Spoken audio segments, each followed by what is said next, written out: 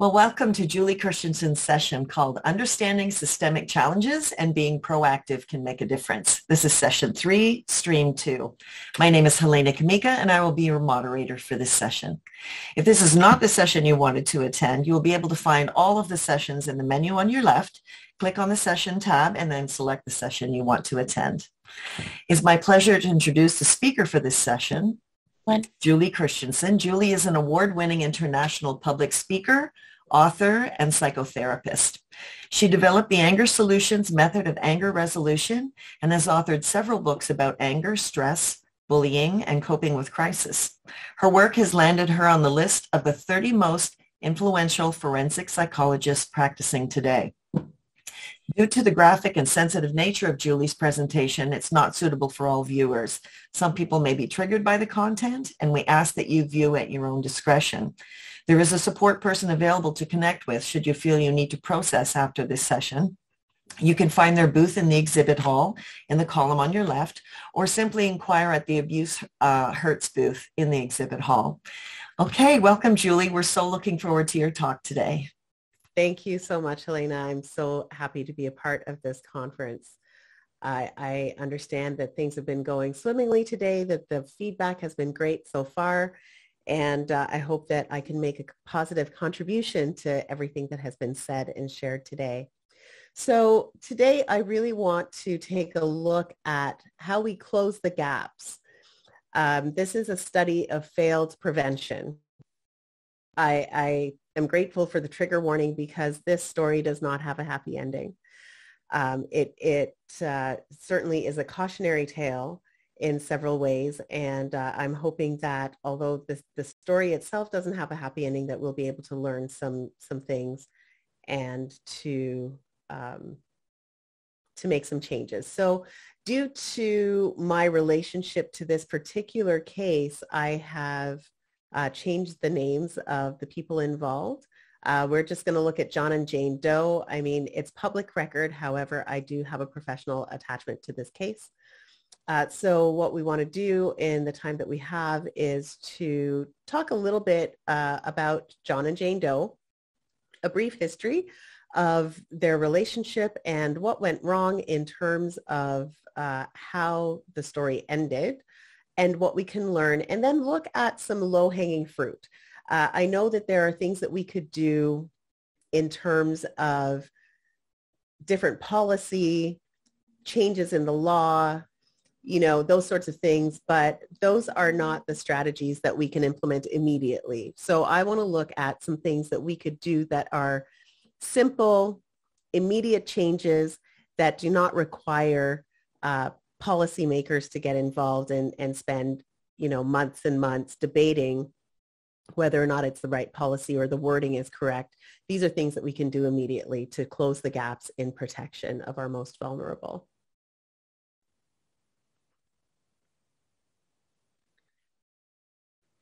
So this story of John and Jane Doe, this is a 72-year-old woman who was married 44 years to her husband. They were estranged after a separation. She had endured abuse for many, many years, probably from the beginning of the marriage, and strangely enough, or ironically enough, had assisted several women in escaping their own abusive marriages, but she always stayed in hers. So we're going to look at events because she couldn't take the anxiety that came from being in the same space with her abusive father. So she checked out. She said, I'm done. I will not be bringing my children and exposing them to this environment. I need to do this for my own health and for the protection of my children, so I'm out. I believe that that was at the point where Jane said, it's time for me to think about why I'm still in this relationship and perhaps make a move to leave myself. And so she did. She stayed at a local women's shelter and then went off to live with family in another city and was relatively safe. But there were some lapses in vigilance, and some red flags were ignored or minimized, and there was an inadvertent information leak. So let's talk first about the lapses in vigilance. And I here we go. So we know that the most dangerous time for a victim of domestic violence is when she leaves the relationship. Evidence shows that domestic violence continues even when the victim seeks professional help or tries to escape. In fact, it often intensifies because abusers become more threatening. They stalk their victims even more. And it was found that women are in the most danger after the escape, with some of them being murdered even after restraining orders have been sent out. And that was what happened in this case. It's also interesting to note that older adults are also vulnerable to intimate partner violence, which tends to become more severe and dangerous with time. And I think this is a statistic that we don't spend a lot of time examining. Even as I was researching some statistics for this presentation, I noticed that most of the statistics were focused on younger women with young children. And there wasn't a whole lot to speak to elder abuse or older adults being victim to intimate partner violence or domestic violence. So this is an interesting note. And I think that that is why there were some lapses in vigilance, because there was this misconception, if you will, that because the husband was old, that he was incapable of that type of violence. And I understand that, you know, we are capable of heinous things, all of us, regardless of our age or our physical ability for that matter. But we do have these stereotypes that we hold dear in society. And one of them is that old is equal to weak. And so because there was this misconception that an old man couldn't possibly do his wife harm, then the red flags that showed up were ignored. So other lapses in vigilance. Let's take a peek here. So the first thing that is of note is that when Jane left the marital home and went into shelter, John was still able to reach her through her email account. And I still have in my possession in my office a stack, probably about 2.5 inches thick, of emails that he sent to her. He emailed her every day, several times a day, even though after she had left him, he had moved on with his life. He had found himself another partner and was living with this partner, but still emailing his wife every day and saying, I miss you. Excuse me. I miss you. I'm depressed. The animals are depressed. When are you coming home? When are you coming home? When are you coming home? When are you coming home? And it was just relentless. And so she responded because she was trying to get him to leave her alone, but his relentless nature of constantly contacting her kept her engaged with him. So he was able to continue that sort of mental abuse through the email system. When she moved away from the region, she was relatively safe with family protecting her, and her guard came down. So she began to feel like the danger was past, and so she decided she wanted to live closer to her children and her grandchildren. So she moved back into the region to live independently. That was a lapse in vigilance, because just because this feels horrible to say, but just because you feel like everything is safe doesn't necessarily mean that it is. But she was, I've lived this long, I've been away and everything seems normal. He's gone on with his life, so I should be fine. And so she came back to the region and she was living independently and was very happy living independently, finally having some freedom to live her life the way that she wanted. But there were some red flags. So one was that John had inferred on several occasions, both in writing through email and just in conversation with his children, that he might resort to violence. In one case, he actually said out loud that he was happy to spend the rest of his life in jail. All of these comments were reported to police. But as I said, because he's an old man and they thought that, old men can't commit violent crimes, they were minimized or they were ignored. They were sort of brushed off. Well, maybe he didn't mean that, that sort of thing. The emails were also delivered to police indicating his disregard for the no contact order, because there was a restraining order in place, and sending emails was a violation of the no contact order. But it's possible that his attempts to communicate with her were ignored because she continued to engage with him, right? So if she's continuing to talk to him, they're probably thinking, well, it can't be that bad. And there honestly was not anything blatantly threatening in the emails. It just sounded on the surface like a man who desperately missed his wife. And so those were ignored. The other red flag that's really interesting in this case is that John had gone to a physician and he had spoke of having severe depression and anxiety because of this breakup. And so many medications were prescribed for him, and he always reported that he was taking them. But after he was arrested for the murder of his wife, all of the pills were found and not a single one had been taken, right? And he had been functioning. It's not like he was openly depressed and severely anxious and really struggling, but refusing to medicate. He didn't need the medication and they hadn't been taken. So just going back, so she moved into an apartment. She was living independently. She was doing well. And the separation proceedings were moving forward.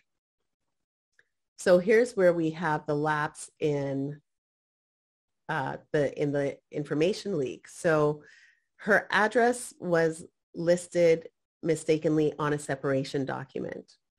And that was how John was able to learn where she was living now. He was able to stalk her, follow her, study her movements, and lay in wait for her on the day that she died. So these are the circumstances surrounding the case. And I don't want to go too deep into the details of what happened to this poor woman because it is upsetting and it is triggering. And so I'll just gloss it over if that's okay. Just to say that she was out shopping for groceries and he was there in wait for her. And it's really interesting that the evidence when they collected it was so blatantly him. He wasn't even trying to hide the fact. It wasn't like someone trying to commit the perfect crime. He was very brazen about it. He went to Canadian Tire and bought a knife set because they were on sale and looked straight up at the security camera as he made the purchase. So he wasn't trying to hide his face. He wasn't trying to disguise himself. He really felt like he was entitled to do whatever he was going to do. He borrowed a vehicle and used that vehicle to go to her home because he knew that she would recognize his personal vehicle. So it was clearly premeditated. It wasn't a crime of passion. He waited for her. He knew when she had left, he waited for her to come back, and then he stabbed her several times and watched her as she died. And fortunately, there was an eyewitness who was able to call 911 and to report, what had happened, but also to identify him as the murderer. After this happened, he went to his daughter's home and basically said, "This is all your fault. I've done something terrible. This is your fault why this has happened." He didn't say what had happened. However, he wouldn't leave the property. And so police were called and they picked him up. And then the gruesome details of the crime came to light. It is honestly such a sad story that this poor woman, after 44 years in a horrific marriage, was able to find freedom and have maybe a few months before her life was brutally taken from her, all because someone felt entitled. He felt entitled to have her in his life. Even though he was happily moved on with someone else, it wasn't okay for her to be happy in her life without him. And so he took her life. And that is really shameful.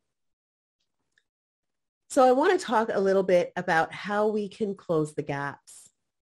And I want to start with just in the health sector. So we have some recommendations from the World Health Organization for the health sector. And I have a picture of grapes here because I do feel like this is the low-hanging fruit that I was talking about. This is easy pickings right here.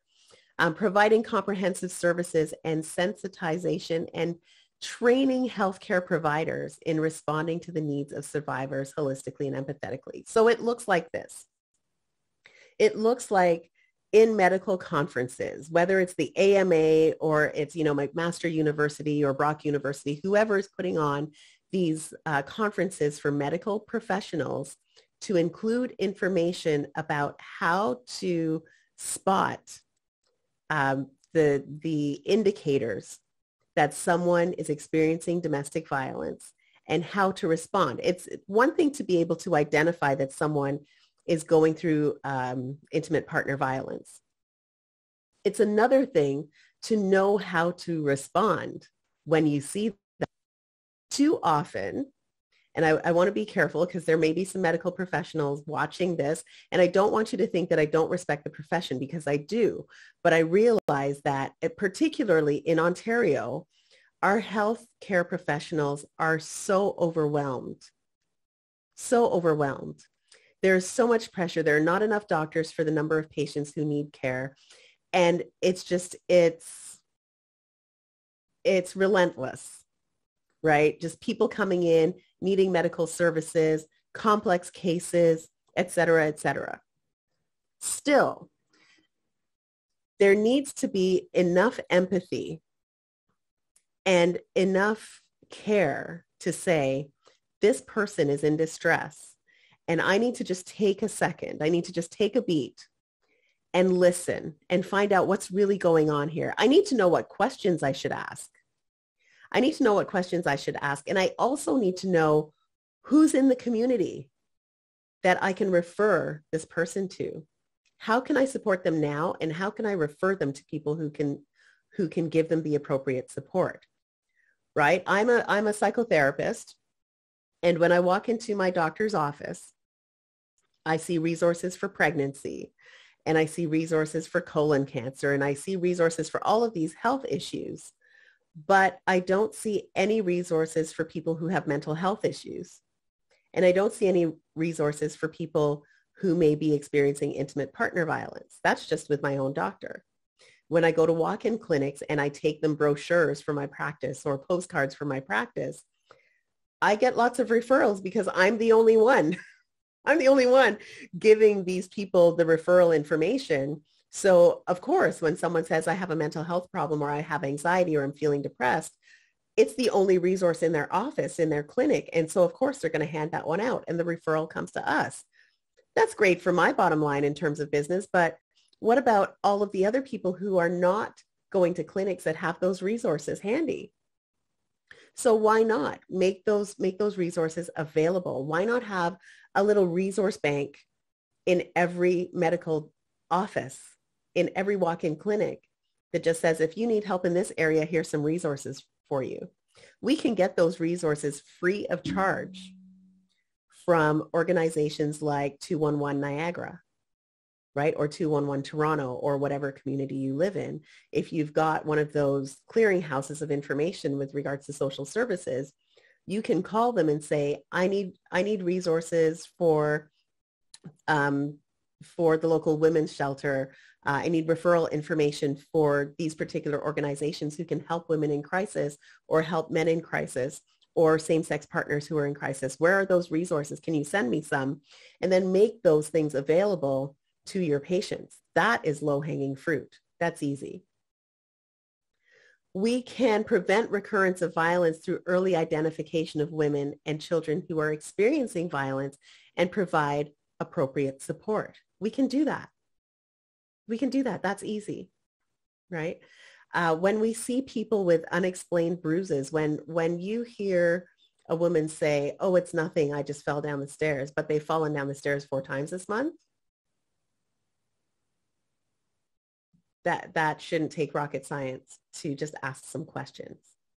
Okay, so how do we ask the questions? We can start with, is everything okay? Can I talk to you for a moment in private? Would you like to go for a coffee? Right? I've noticed that you've fallen down the stairs 4 times this month. Are you sure it's really falling down the stairs, or have the stairs been falling into you? Right? Did you run into a wall, or did you run into a fist?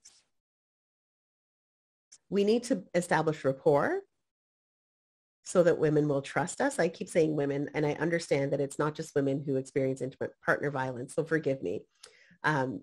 So when people who are experiencing intimate partner violence are approached, they may not want to share because there's fear there.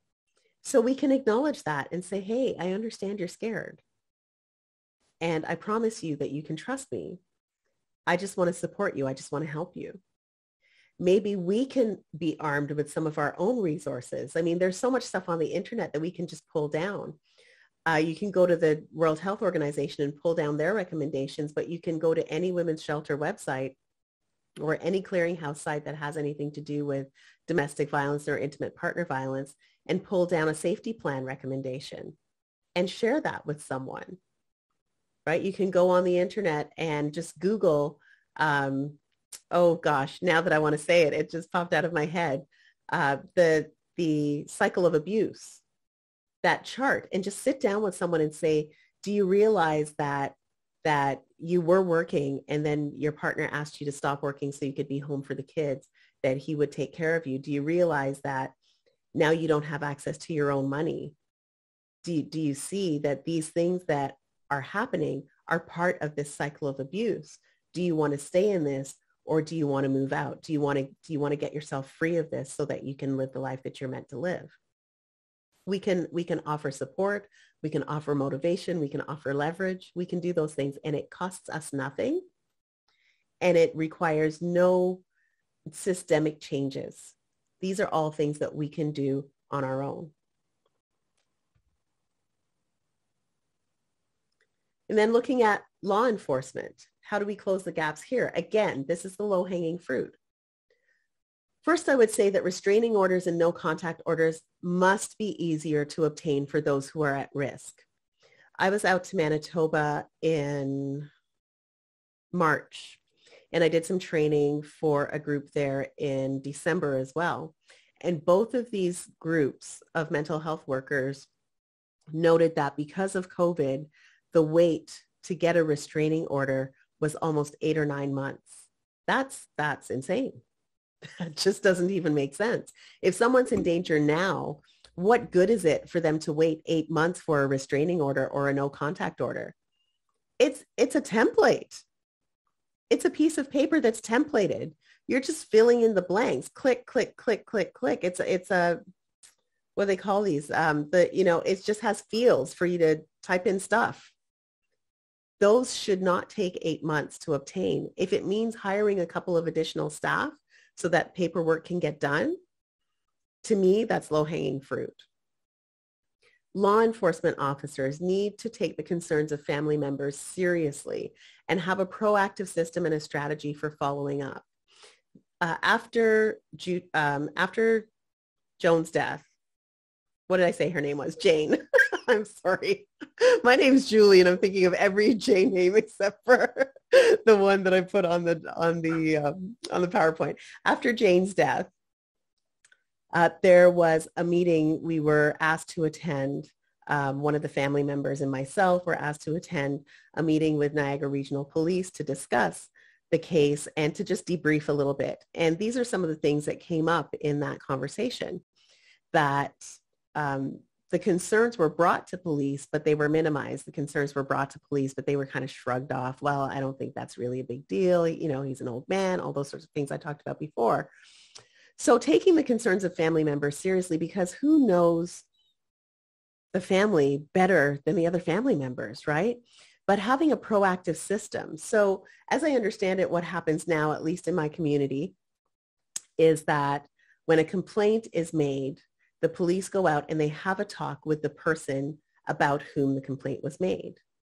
We understand that when that individual gets wind that the police have now been involved, it's going to make them more angry, and it's going to empower them to escalate their abusive behavior.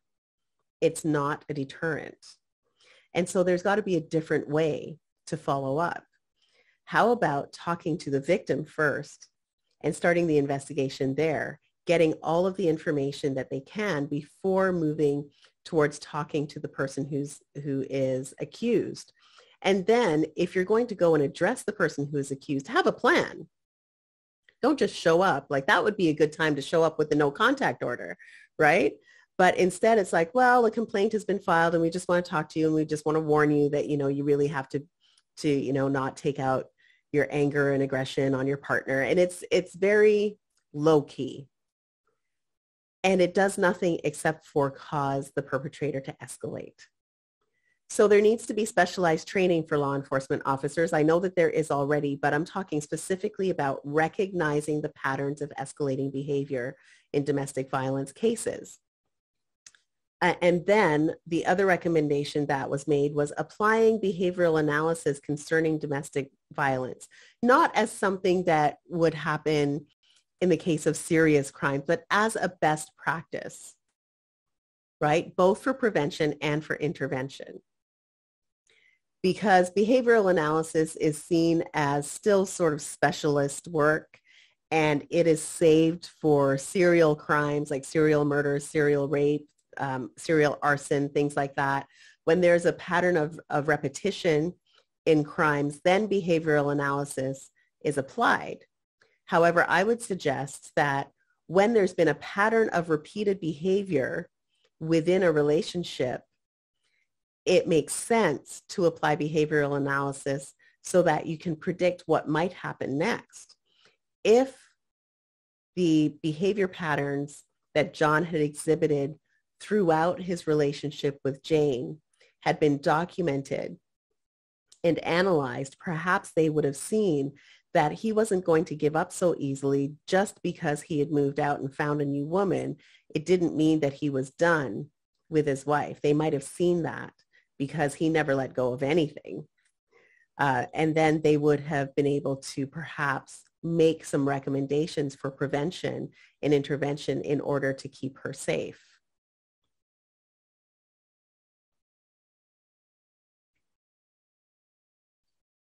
Now, in terms of the, in terms of the community, this is important too. Ensuring that the legal team, the law enforcement officers, schools, and other key members of the community are aware of the risks and that they are included in the safety plan. For younger moms with young kids who are going to school, if they've moved out and they're in shelter, but the kids are still going to the same school, that puts them at risk.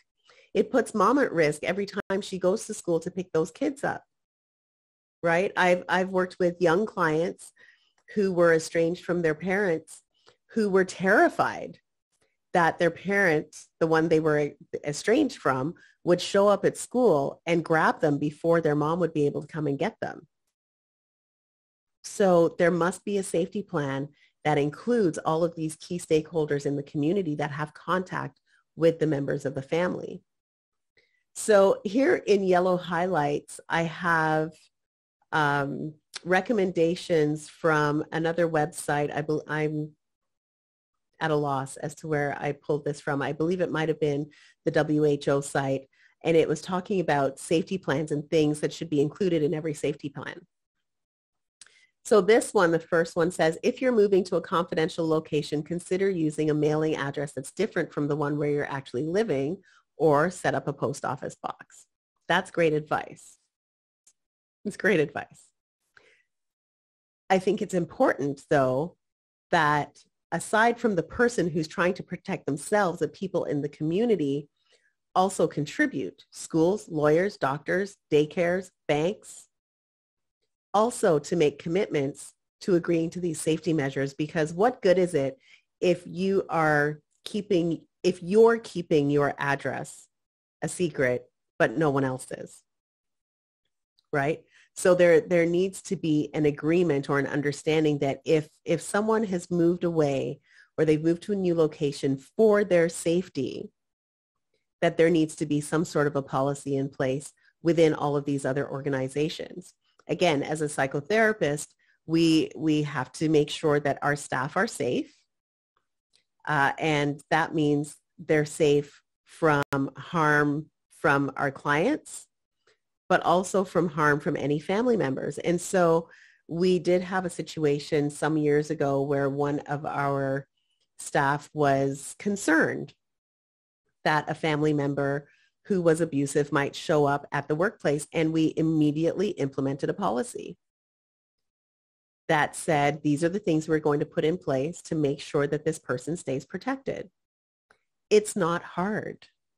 We just have to have the will to do it.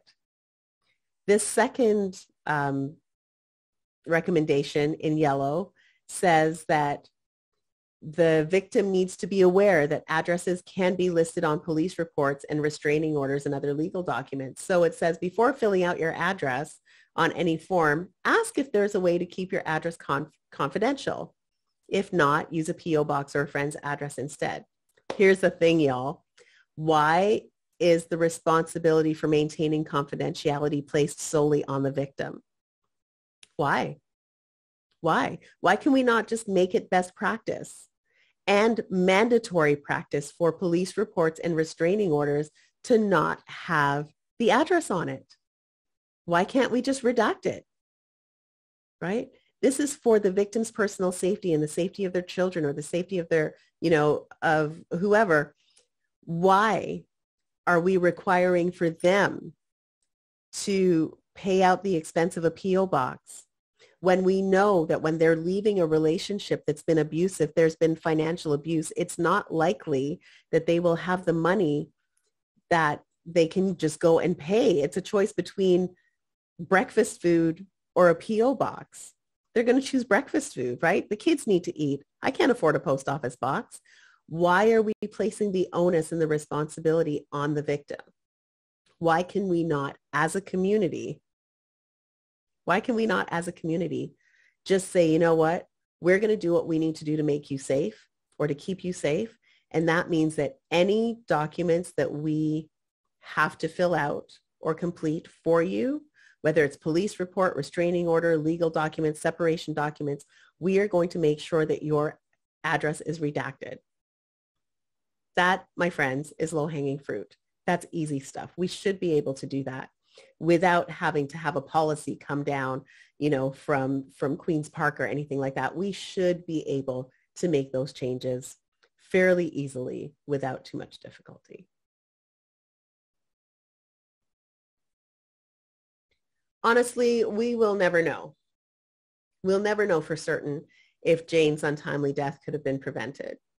We don't know. It's possible that even if everything had been done right, if everything had been done correctly, and if all of, if every effort had been made to keep her safe, he still might have found a way to get to her. But we know that her case is one of many cautionary tales that demonstrate the need for more education, more training, more commitment across disciplines, across community stakeholders to make sure that our most vulnerable are protected. Before we started the session, just as we were waiting for it to open up, I was chatting about an event that happened recently where a young woman was abducted by force by an ex-boyfriend. She went to pick up some stuff from their apartment, and he manhandled her into a vehicle, forced her in, and drove off with her and took her to a secluded place in the city and was dragging her down into a ravine when he was stopped by police.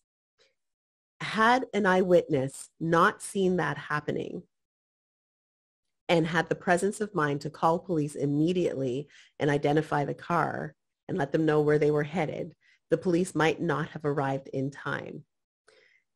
I don't know how many of these types of events happen every day in my community. I don't know, because they ended well. They were not reported. I'll never know.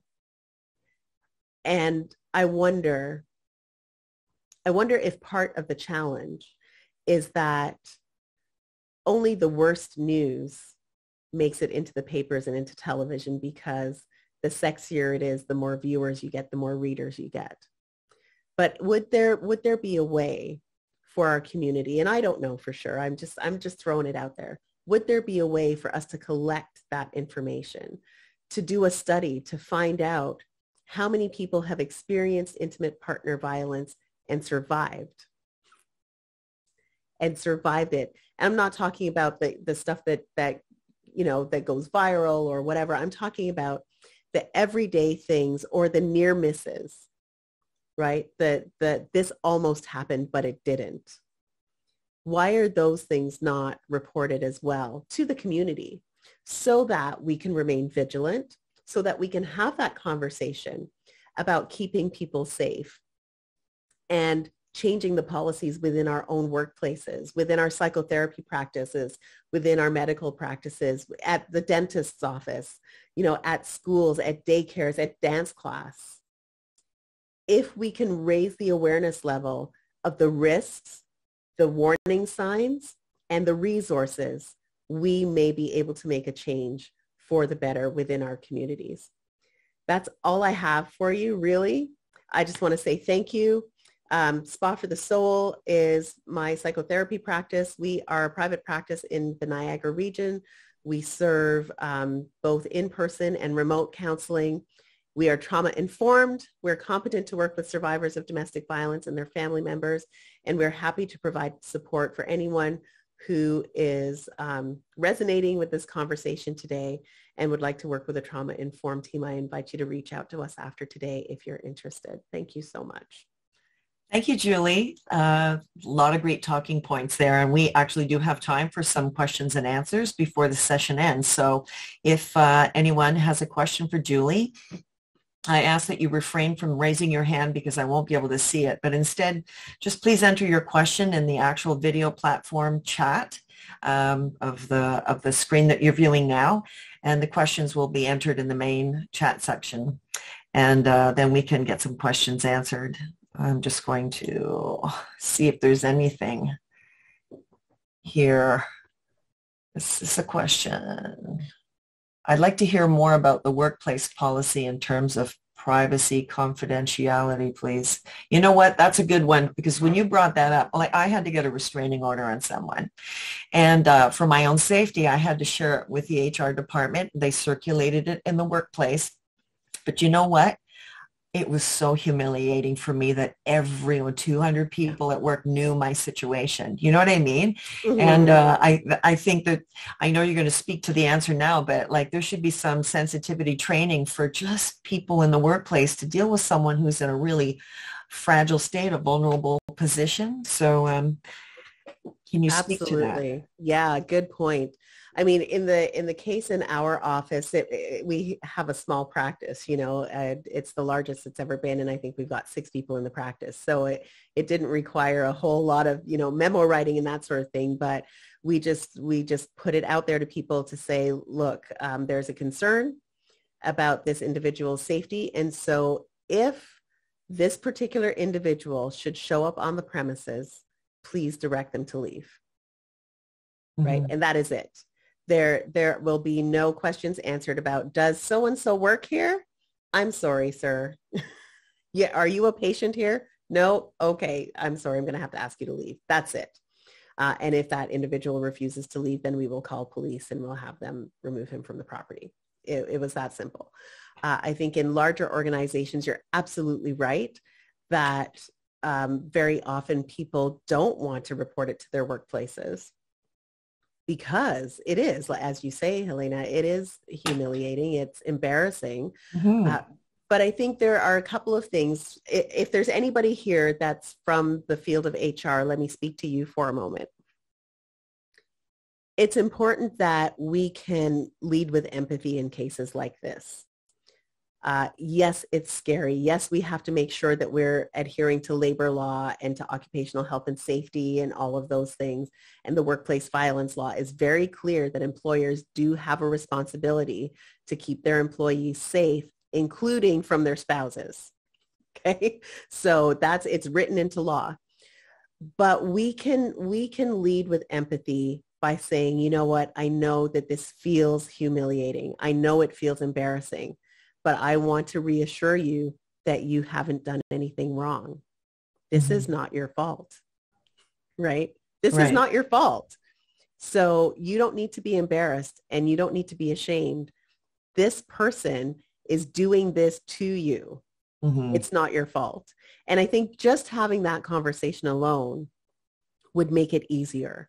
But also if HR professionals are coming with that attitude and they express that attitude to the team, right, to everybody else in the workplace, hey, this isn't her fault.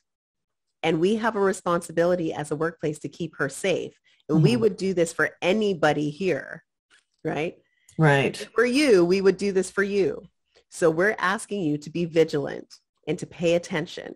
I still think back to, oh my gosh, it was years and years ago, probably late 80s, early 90s, that a woman was coming out of her workplace on Bank Street in Ottawa, and she was shot to death with a crossbow by her ex-husband. I don't know if anybody remembers this. That story has stayed with me my entire career. Wow. Because I just think, how, she was in the safety of her workplace and she stepped out the door, but he knew her movements. Mm-hmm. He was able to follow. He was able to buy a crossbow because it's not a banned weapon, right? So there are all of these layers.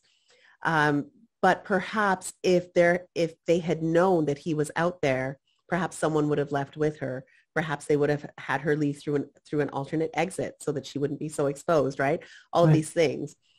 So I think in terms of privacy and confidentiality, it's a tricky one because we want people to be safe. We also want to respect their need for privacy. Sometimes those things don't work well together. But certainly all workplaces can make it clear to their employees that the workplace violence bylaw or the, Bill 168 is relevant for their workplace, and that they all have a responsibility to keep their coworkers safe from each other, from their clients or customers, and from their partners should their partners pose a risk. That's very good. Having that understanding raises the level of vigilance one step up, and it's a place to start. That's good. And I guess it's also good to actually meet with that person and find out what their needs are. The one with her, is saying, do you just want people to because for me, I just wanted everyone to just treat me like normal. Like, don't change how you talk to me or treat me just because you worry about everyone's going to be staring at you. Now they all know. But other people maybe would love a little nurturing or whatever. So yes. I guess. And I think the truth too is that there would probably in an organization where there's 200 people, I'll guarantee you weren't the only one. Right. Guaranteed. Good point. And so them knowing about you and knowing the steps that you're taking to stay safe might be enough to say, you know what, I'm in the same boat and I need to make a move. Like if someone else here are some things that I can do, right? The statistics bear it out. There's no way 1 in 200. You're right. But it's more like 1 in 4.